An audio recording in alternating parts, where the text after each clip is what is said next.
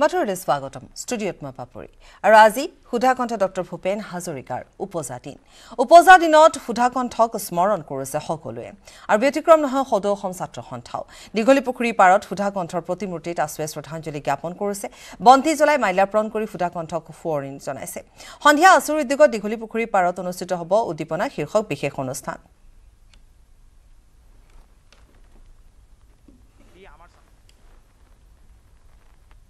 আসলতে সৃষ্টি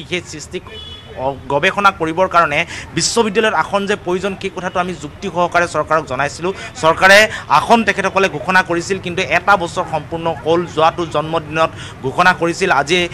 ৯৬ সংখ্যক জন্মদিন তেখেতৰ উদযাপন হৈছে কিন্তু দাবীটো দাবীয়ে হৈ থাকিল বা তেখেতসকলে ঘোষণাটো ঘোষণাই হৈ থাকিল কোনো ধৰণৰ কাম আগ নাবাঢ়িল গতিকে আমি শিল্পীজনাক প্ৰকৃত ৰূপত আমি শ্ৰদ্ধাঞ্জলি জনাবলৈ হ'লে আমি হাতে কামে কাম কৰিব লাগিব আৰু উঠি অহা প্ৰজন্মৰ মাজত তেখেতৰ সৃষ্টিৰাজি বিলাই দিবৰ কাৰণে আমি কাম কাজ কৰিব লাগিব গতিকে চৰকাৰক এই পদক্ষেপবিলাক আমি অতি শীঘ্ৰে পূৰণ কৰিবৰ কাৰণে আজি এই জন্মস্থলীৰ পৰা আমি দাবী জনাইছোঁ যেহেতু শুনানি আছে আগত গতিকে এই ক্ষেত্ৰত আপোনালোকৰ স্থিতি কি হ'ব আগতে যেহেতু বহু প্ৰতিবাদ হৈ আহিছে এতিয়া কি ক'ব কেনেকুৱা স্থিতি আপোনালোকৰ কাৰ ক্ষেত্ৰত সদৌ অসম ছাত্ৰ সন্থাৰ স্থিতি অটল আছে আমি কা মনা নাই উত্তৰ পূৰ্বাঞ্চলবাসীয়ে কা মনা নাই আহি থাকিবলগীয়া দিনতো কা নামানে অসমৰ ক্ষেত্ৰত আৰু উত্তৰ পূৰ্বাঞ্চলৰ ক্ষেত্ৰত কাৰ গোটেই বিষয়টো সুকীয়া সদৌ অসম ছাত্ৰ সন্থাই আবেদন দিয়া আছিল নৰ্থ ইষ্ট ষ্টুডেণ্ট অৰ্গেনাইজেশ্যন নেচৈ তাত আবেদন দিয়া আছিল আৰু এটা শুনানি ইতিমধ্যে হৈ গৈছে বহুদিন ধৰি শুনানি হোৱা নাছিল কোভিড মহামাৰীৰ কাৰণে এতিয়া 12 ছেপ্টেম্বৰ তাৰিখে শুনানিৰ দিন ধাৰ্য কৰা হৈছে আমি সদৌ অসম ছাত্ৰ সন্থা সেই দিনটোত উপস্থিত থাকিম আমাৰ অধিবক্তাই নেচৰ অধিবক্তাই গোটেই কথাখিনি যুক্তি সহকাৰে তাত উত্থাপন কৰিব আৰু আমি সদৌ অসম ছাত্ৰ সন্থাই কৈছোঁ যে ৰাজপথৰ আন্দোলন আৰু আইনী যুঁজ এই দুয়োটা আমি সমানে আগবঢ়াই লৈ যাম আমি সেই কথাটোত আগবাঢ়ি গৈছোঁ এতিয়া আইনী যুঁজত আমি এটাই আশা কৰিছোঁ যে অসমবাসী ৰাইজে উত্তৰ পূৰ্বাঞ্চলবাসী ৰাইজে আমি ন্যায় পাম কাৰণ ইয়াত যিটো কা আন্দোলন হৈছিল সেইটো ধৰ্মৰ ভিত্তিত হোৱা নাছিল অসম চুক্তিত আধাৰিত কৰি হৈছিল গতিকে অন্যান্য প্ৰেক্ষাপটত অসম আৰু উত্তৰ পূৰ্বাঞ্চলৰ কা আন্দোলনৰ পৰিৱেশ পৰিস্থিতি সুকীয়া আছিল কাৰণ সেইকাৰণে আমি 12 তাৰিখে উচ্চতম ন্যায়ালয়ে অসমৰ ৰাইজক ন্যায় দিব বুলি আমি আশা কৰিছোঁ আৰু সেই দিনটোত উপস্থিত থাকি তাৰ পৰা যিবিলাক আচলতে নিৰ্দেশনা আহিব উচ্চতম ন্যায়ালয়ৰ বেঞ্চৰ পৰা আমি সেইখিনি অসমবাসী ৰাইজক 12 ছেপ্টেম্বৰ তাৰিখে জনাবৰ কাৰণে দিল্লীৰ পৰা সক্ষম হ'ম স্থিতি একেই থাকিব কাৰণ বহুতে কৈছে যে এই ক্ষেত্ৰত সদৌ অসম ছাত্ৰ সন্থা কিছু পৰিমাণে নৰম হোৱা বুলি কৈছে গতিকে আগৰ যি স্থিতি এতিয়াও একেই থাকিব নিশ্চিতভাৱে আমি আমাৰ স্থিতি সম্পূৰ্ণ একে ৰাখিছোঁ সদৌ অসম ছাত্ৰ সন্থা উত্তৰ পূৰ্বাঞ্চল ছাত্ৰ সংগঠন আমাৰ সকলোৰে স্থিতি এতিয়াও একে আছে আমি আগতেই ঘোষণা কৰিছোঁ ৰাজপথৰ আন্দোলন আৰু আইনী যুঁজ এই দুয়োটা আমি সমানে আগবঢ়াই লৈ যাম ৰাজপথৰ আন্দোলন চলি থাকিব আইনী যুঁজতো আমি সমানে আগবাঢ়ি যাব লাগিব আৰু সেই আইনী যুঁজৰ দ্বিতীয়টো শুনানিৰ দিন আচলতে 12 ছেপ্টেম্বৰ ধাৰ্য কৰা হৈছে গতিকে সেই দিনটোত উপস্থিত থাকি অসমবাসী উত্তৰ পূৰ্বাঞ্চলবাসী ৰাইজৰ কাৰণে কি ন্যায় দিব কি ৰায় দিব সেই কথা বতৰাখিনি আমি সেইদিনাখন দিল্লীৰ পৰা সকলোকে জনাবৰ কাৰণে সক্ষম হ'ম পাপৰি সেয়া আছিলে আছুৰ সাধাৰণ সম্পাদক শংকৰ বৰুৱা আৰু ইতিমধ্যে আছুৰ উদ্যোগত দীঘলীপুখুৰী পাৰত যি কাৰ্যসূচী আয়োজন কৰা হৈছিলে শ্ৰদ্ধাঞ্জলি অনুষ্ঠানৰ সেই অনুষ্ঠানৰ সমাপ্ত হৈছে ইয়াৰ পাছতে জালুকবাৰী স্থিত যি সমাধি ক্ষেত্ৰ আছে সেই সমাধি ক্ষেত্ৰলৈ তেওঁলোক গৈ শ্ৰদ্ধা জনাব আৰু এই মুহূৰ্তত আমি দীপাংক শ্ৰেষ্ঠ সংগীত শিল্পীয়ে সেই অনুষ্ঠান পৰিৱেশন কৰিব আপোনালোক জালুকবাৰীলৈ যাব এতিয়া ইয়াৰ পাছত জালুকবাৰীলৈ যাব আজি ডক্টৰ ভূপেন হাজৰিকাদেৱৰ ৯৬ সংখ্যক জন্মদিন তেখেতে আমাৰ মাজত থকা সময়তো আমি এই দিনটো উদযাপন কৰিছিলোঁ কামৰূপ জিলা ছাত্ৰ সন্থা আৰু সদৌ গুৱাহাটী ছাত্ৰ সন্থাৰ সহযোগত আৰু এই দিনটোত আমি প্ৰতি বছৰে কিছুমান কথা কৈ আহিছোঁ অসম চৰকাৰ কেন্দ্ৰীয় চৰকাৰে কৰণীয় ডক্টৰ ভূপেন হাজৰিকাদেৱক অসমৰ মানুহৰ মাজত সজীৱ কৰি ৰাখিবৰ কাৰণে কি কাম কৰা উচিত এই সন্দৰ্ভত কৈ আহিছোঁ গতিকে ইয়াত ৰাতিপুৱাই শ্ৰদ্ধাঞ্জলি অনুষ্ঠান অনুষ্ঠিত হৈছে এতিয়া আমি সমাধিস্থলত সদৌ অসম ছাত্ৰ সন্থাৰ নেতৃবৰ্গ আৰু সকলোৱে আমি গৈ পেলাই তাত শ্ৰদ্ধাঞ্জলি জনাম আৰু সন্ধিয়ালৈ উদ্দীপনা শীৰ্ষক এক অনুষ্ঠান আছে দীঘলীপুখুৰী পাৰত অসমৰ প্ৰায় 30খন মহাবিদ্যালয় যিসকল শ্ৰেষ্ঠ সংগীত শিল্পী তেওঁলোকে আহি পেলাই ইয়াত ভূপেন হাজৰিকাদেৱৰ সৃষ্টি কৰা কিছু গীত ইয়াতে তেওঁলোকে গাব আৰু এই অনুষ্ঠানটো আমি প্ৰতি বছৰে আয়োজন কৰি আহিছোঁ আৰু এই আজি জন্মদিন আৰু মৃত্যুদিন দুইটা দিনতে সদৌ অসম ছাত্ৰ সন্থাই আমি ডক্টৰ ভূপেন হাজৰিকাদেৱক নতুন প্ৰজন্মৰ মাজত কিদৰে সজীৱ কৰি ৰাখিব পাৰি নতুন প্ৰজন্মক দেশপ্ৰেমেৰে উদ্বুদ্ধ কৰিবৰ বাবে তেখেতৰ সৃষ্টিৰাজি কাৰণ ওৰেতো জীৱন সংগ্ৰাম কৰি যোৱা এগৰাকী শিল্পী ওৰেতো জীৱন তেখেতে মৃত্যুৰ সময়লৈকে তেখেতে জাতিটোক উদ্বুদ্ধ কৰিব বিচাৰিছিল প্ৰতিটো জাতি জনগোষ্ঠী ভাষা ভাষী ধৰ্মাৱলম্বী লোকক একত্ৰিত কৰি কিদৰে বৃহত্তৰ অসমীয়া জাতি আগবঢ়াই লৈ যাব পাৰি সেই পৰিকল্পনা কৰিছিল আৰু উত্তৰ পূৰ্বাঞ্চলকো একেলগে থকাৰ কথা বাৰে বাৰে কৈ গৈছে গতিকে আমি ভাবোঁ যে এই সময়ত তেখেতৰ অতিকে প্ৰয়োজন হৈছে যিহেতু ভাষাটো সংকটত পৰিছে আমাৰ ওপৰত জাপি দিয়াৰ পিছত আমাৰ ভাষাটো সংকটত পৰিছে অসম চৰকাৰে তৃতীয় শ্ৰেণীৰ পৰা ইংৰাজী মাধ্যমত বিজ্ঞান গণিত পঢ়ুৱাব খুজিছে এই এনেকুৱা সংকটকালত এনেধৰণৰ একোগৰাকী বিশ্ববৰেণ্য ব্যক্তিৰ অত্যন্ত প্ৰয়োজন আছিল আমাক কি কৰা উচিত আৰু সজোৰে উত্থাপন কৰি আমাক সজাগ কৰি দিলেহেঁতেন জাতিটোক গতিকে সেইকাৰণে আজি তেনেকুৱা উপলব্ধি হৈছে আমাৰ মনত পৰিছে ডক্টৰ ভূপেন হাজৰিকাদেৱ আজি থকাহেঁতেন এনেধৰণৰ কথাবোৰ সজোৰে প্ৰতিবাদ কৰিলহেঁতেন ৰাজপথত সংগ্ৰামেৰে গোটেই বিষয়টো সমাধানৰ সূত্ৰ এটা উলিয়াবৰ কাৰণে আমাক হয়তো নিৰ্দেশ দিলেহেঁতেন আৰু সেইকাৰণে আজি আমি এই প্ৰতিমূৰ্তিস্থলীৰ পৰা ক'ব খুজিছোঁ অসম চৰকাৰে এনেধৰণৰ হঠকাৰী সিদ্ধান্ত যাতে কোনো কাৰণত নলয় গাঁৱে ভূঞে চুকে কোণে থকা মাতৃভাষা মাধ্যমৰ স্কুলবিলাক যাতে ধ্বংস হৈ নাযায় তাৰ বাবে প্ৰধান আৰু প্ৰথম দায়িত্বই হ'ল চৰকাৰৰ আৰু চৰকাৰ এখন বৰ্তি আছে এই ধৰণৰ কাম কাজৰ জৰিয়তে আৰু ডক্টৰ ভূপেন হাজৰিকাদেৱৰ কেইবাটাও বিষয়ে সামৰি সদৌ অসম ছাত্ৰ সন্থাই অসমৰ মুখ্যমন্ত্ৰীক প্ৰথমবাৰ লগ পাওঁতে আমি এখন মেম'ৰেণ্ডাম দিছিলোঁ আৰু সেই স্মাৰক পত্ৰখনত স্পষ্টকৈ কেইটামান কথা উল্লেখ আছিল সেই কথাকেইটা মই পুনৰ আজি ক'ব খোজা নাই অসমৰ জনসাধাৰণৰ মাজত যিহেতু ডক্টৰ ভূপেন হাজৰিকাদেৱে সদায় সজীৱ হৈ থাকিব আৰু আমাৰ ছাত্ৰ ছাত্ৰীসকলৰ পাঠ্যক্ৰম ভূপেন হাজৰিকাদেৱৰ সকলো সৃষ্টি গৱেষণাৰ সমল হিচাপে বিশ্ববিদ্যালয়সমূহত অধ্যয়ন কৰা আৰু কেইবাটাও গুৱাহাটী ৰেল ষ্টেচনটো বা ৰেল টাৰ্মিনেল যিটো হ'ব নৰ্থ গুৱাহাটীত এইবোৰ ভূপেন হাজৰিকাদেৱৰ নামেৰে নামাকৰণ কৰা আৰু এখন ট্ৰেইন এখন ডক্টৰ ভূপেন হাজৰিকাদেৱৰ নামত কেন্দ্ৰীয় চৰকাৰে অসমলৈ যাতে এটা সংযোগ স্থাপনৰ বাবে সমগ্ৰ ভাৰতবৰ্ষৰ যিহেতু জাতিটোক লৈ পেলাই কাম কাজ কৰিছিল আমি ভাবোঁ যে তেনেকুৱা কেইবাটাও কথা আমি ছাত্ৰ সন্থাই দাবী জনাইছিলোঁ সেই কথাবোৰ যাতে বাস্তৱত ৰূপায়ণ কৰাৰ বাবে ব্যৱস্থা গ্ৰহণ কৰে তাৰ কাৰণে দুয়োখন চৰকাৰক আমি দাবী জনাইছোঁ যিহেতু 12 তাৰিখে শুনানি আছে আপোনালোকৰ স্থিতিসমূহ কেনেকুৱা হ'ব আগৰ দৰে থাকিবনে নে অকণমান বেলেগ হ'ব এতিয়া ইতিমধ্যে মহামান্য উচ্চতম ন্যায়ালয়ত যেটো গোচৰ চলি আছিল CAA বাতিলৰ বাবে আমি সদৌ অসম ছাত্ৰ সন্থাই প্ৰথম আবেদন কৰিছিলোঁ আৰু অসমৰ কেইবাটাও সংগঠনেও গৈ মহামান্য উচ্চতম ন্যায়ালয়ত আবেদন কৰিছিল 100কৈও অধিক পিটিশ্যন তাত কাৰ বিষয়টো লৈ পেলাই তাত ইতিমধ্যে মহামান্য উচ্চতম ন্যায়ালয়ত দাখিল হৈছে গতিকে এই সন্দৰ্ভত অহা 12 তাৰিখে শুনানি হ'ব বুলি পেলাই ইতিমধ্যে কেছটো লিষ্টেড হৈছে ছাত্ৰ সন্থাই ইতিমধ্যে যোৱাকালি ৰাতিৰ পৰাই আমি আমাৰ যিসকল অধিবক্তা আছে তেওঁলোকৰ লগত কথা বতৰা আৰম্ভ কৰিছোঁ আৰু প্ৰয়োজন সাপেক্ষে আমি এই বিষয়টো অধিক অসমীয়া জাতিৰ স্বাৰ্থত যাতে সজোৰে উত্থাপন কৰিব পাৰে তাৰ কাৰণে সকলো প্ৰয়োজনীয় পদক্ষেপ গ্ৰহণ কৰাৰ কাৰণে আমাৰ অধিবক্তাসকলৰ লগত সদায় যোগাযোগত আছোঁ আৰু এটা কথা স্পষ্ট আমাৰ ভাষা সংস্কৃতি বিনাশ হ'ব আমাৰ যেটো স্বাভিমান জাতীয় জীৱনৰ সেই সকলো কথাই শেষ হৈ যাব যদি আমাৰ ওপৰত বলপূৰ্বক চাপি দিয়ে আৰু সেইকাৰণে উত্তৰ পূৰ্বাঞ্চল ছাত্ৰ সংগঠনে ইতিমধ্যে ৰাজপথত সংগ্ৰাম আৰম্ভ কৰিছে সদৌ অসম ছাত্ৰ সন্থাও ৰাজপথত সংগ্ৰাম চলাই আছোঁ আৰু মহামান্য ন্যায়ালয়তো এই যুঁজ চলি থাকিব আৰু ছাত্ৰ সন্থাই কৈছে যে এইখন বাতিল নহয় পৰ্যন্ত এই যুঁজ ৰাজপথ আৰু মহামান্য উচ্চতম ন্যায়ালয়ত এই যুঁজ চলাই যাব বুলি ইতিমধ্যে বদ্ধপৰিকৰ আৰু আমি আশা কৰিছোঁ যে মহামান্য উচ্চতম ন্যায়ালয়ে অসমীয়া মানুহক এটা ন্যায় দিব কাৰণ যি ন্যায়ৰ জৰিয়তে জাতিটোৱে ভৱিষ্যতৰ দিনত বৰ্তি থাকিব আমাৰ ভাষা সংস্কৃতি আমাৰ সভ্যতা জীয়াই থাকিব সেয়া আছিলে আছুৰ সভাপতি দীপাংক নাথ আৰু ইতিমধ্যে ভূপেন হাজৰিকাৰ উপজা দিনত তেওঁক শ্ৰদ্ধাঞ্জলি জনোৱাৰ লগে লগে যিহেতু 12 ছেপ্টেম্বৰত কাৰ বিৰুদ্ধে উচ্চতম ন্যায়ালয়ত আছুৱে যি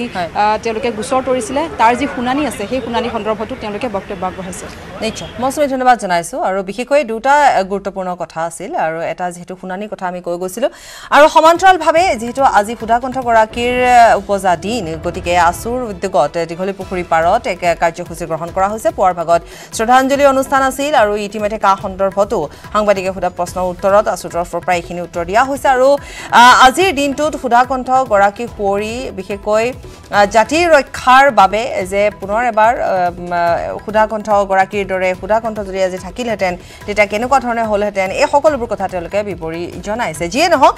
আজিৰ দিনটো যিহেতু অতি এক গুৰুত্বপূৰ্ণ দিন অসমবাসী ৰাইজৰ বাবেও আজি সুধাকণ্ঠগৰাকীৰ জন্মদিন গতিকে আজিৰ দিনটো বিভিন্ন ঠাইত ইতিমধ্যে শ্ৰদ্ধাঞ্জলি অনুষ্ঠানৰ আয়োজন কৰা হৈছে এই মুহূৰ্তত আমি দীঘলী পুখুৰী পাৰৰ পৰা আমি দেখুৱালোঁ দীঘলী পুখুৰী পাৰত আছিল আমাৰ সাংবাদিক মৌচুমী শৰ্মা বৰুৱা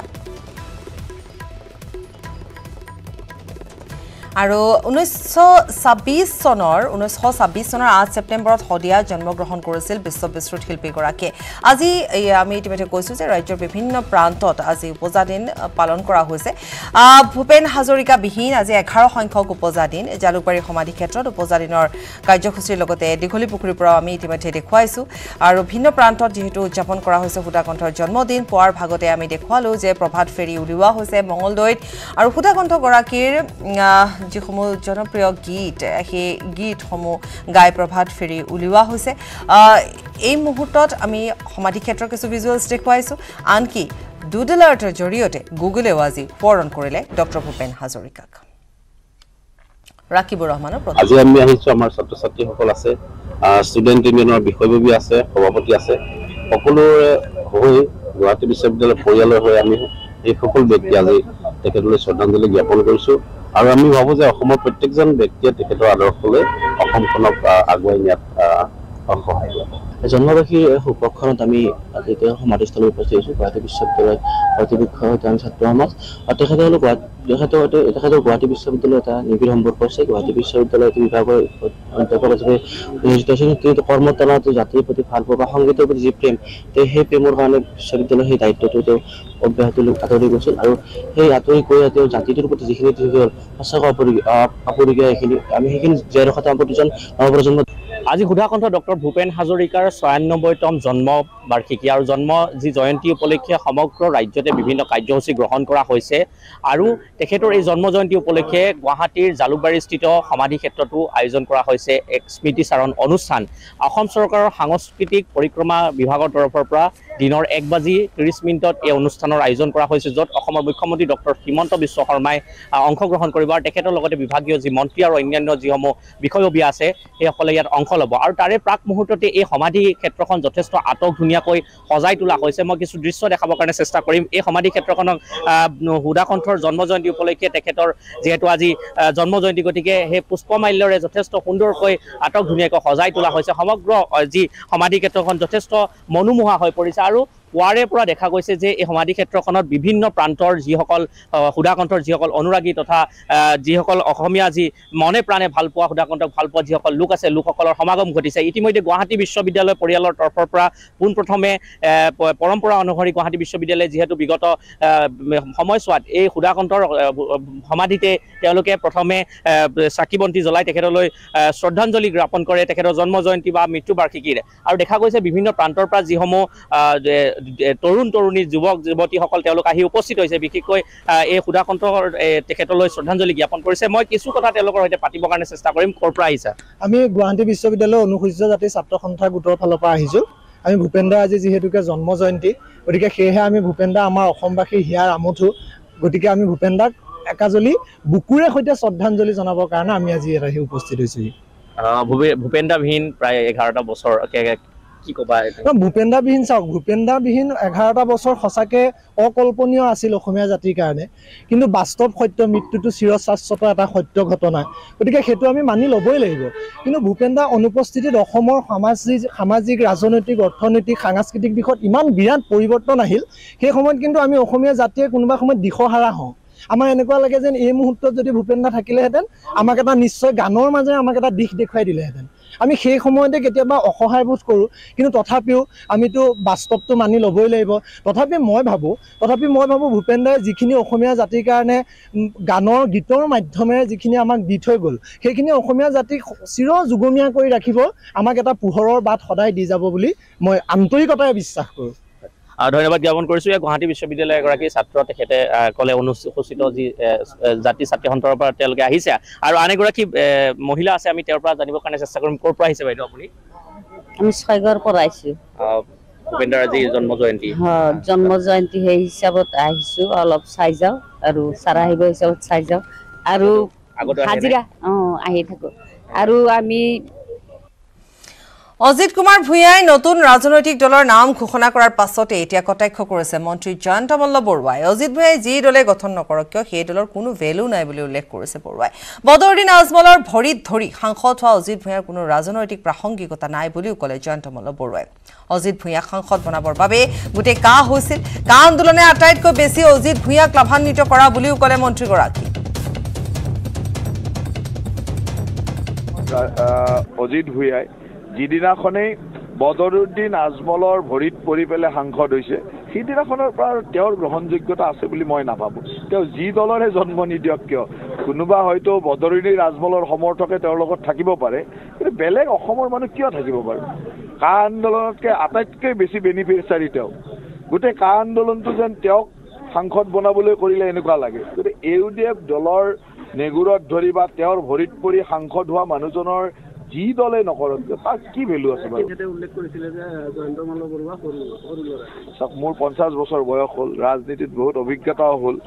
আৰু আজিৰ তাৰিখত মই যুৱ প্ৰজন্মক বুজি পাওঁ। গতিকে ৰাজনীতিত মোৰহে প্ৰাসংগিকতা আছে। তেওঁৰ এতিয়া বয়স যিটো হ'ল, সেই বয়সত চাগে তেওঁ বুজিবই পৰা নাই অসমৰ ৰাজনীতি কোনফালে গ'ল, অসমৰ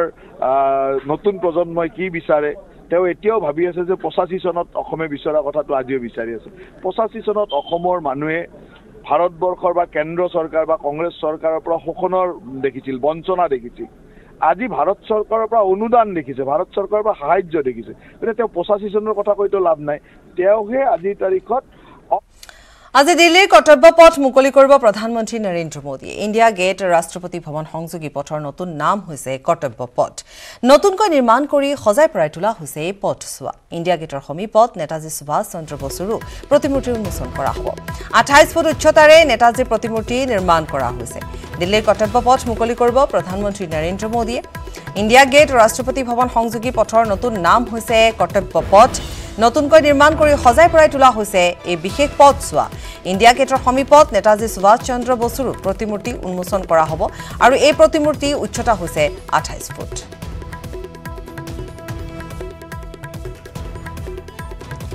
এই মুহূৰ্তত আমি আগবঢ়াম আমাৰ সাংবাদিক ভাৱনাৰ এক প্ৰতিবেদন। आज देश के प्रधानमंत्री Narendra Modi central Vista Avenue का उद्घाटन करने के लिए आज शाम पहुंचने वाले हैं, लेकिन उसके पहले किस तरह की तैयारियां चल रही हैं हम आपको दिखा देते हैं कि लंबे वक्त के इंतजार के बाद आज सेंट्रल विस्टा एवेन्यू को खोल दिया जाएगा। आज के बाद आपको बता दें, तस्वीरें आप देखिए कि आज सुभाष चंद्र बोस की प्रतिमा का अनावरण होगा, साथ ही साथ कर्तव्य पथ का भी उद्घाटन किया जाएगा। ये जो तैयारियां आप मेरे सामने देख रहे हैं, ये आज शाम के लिए है, जब प्रधानमंत्री नरेंद्र मोदी यहां पहुंचेंगे और सेंट्रल विस्टा एवेन्यू का उद्घाटन करेंगे। बहुत ही ज्यादा महत्वाकांक्षी प्रोजेक्ट रहा है ये सरकार का, और साथ ही पिछले लंबे वक्त से जो काम है वो चल रहा था। बीच में कोरोना के बीच में भी ये काम तेजी के साथ चला, और जिस तरह से नए बदलाव अब लोगों को देखने के लिए मिलेंगे वो काफी दिलचस्प होने वाला है, क्योंकि लाखों की संख्या में रोजाना लोग इंडिया गेट घूमने आते थे और बीच में लोग आ रहे थे, लेकिन रास्ता बंद होने की वजह से वो अंदर तक नहीं जा पा रहे थे। लेकिन अब जिस तरह से पूरे बदलाव किए गए, आपको हम तस्वीरें दिखा देते हैं कि आज शाम 7 बजे उद्घाटन होगा, लेकिन जिस तरह से भी आप ट्रैफिक देख रहे हैं वो शाम होते होते इसे बंद कर दे। कई रास्ते जो हैं आज शाम तक बंद हो जाएंगे। और साथ ही सुरक्षा की दृष्टि से बात करें तो अभी से ही CISF, दिल्ली पुलिस के जवान हो चाहे CRPF के जवान हो, वो अलग अलग चप्पों पे तैनात हैं, क्योंकि सिक्योरिटी बहुत ज्यादा बढ़ा दी गई है। आप बैरिगेटिंग देख सकते हैं, फिलहाल बैरिगेटिंग से इस पूरे रास्ते को बंद किया गया है। ये अब कर्तव्य पथ है जिसे बंद किया गया है, और आज शाम उद्घाटन के बाद कल से आम जनता के लिए खुल जाएगा। तो 4 अंडरपास वे बने हैं जिसमें कई सारी दुकानें हैं, नए स्ट्रीट्स बने हैं आम लोगों के चलने के लिए कई सुविधाएं। आप देखिए ये सड़क देखिए, पहले इस तरह से यहाँ रियारी खुदे बाटर पर विदाय লৈছো। नमस्कार।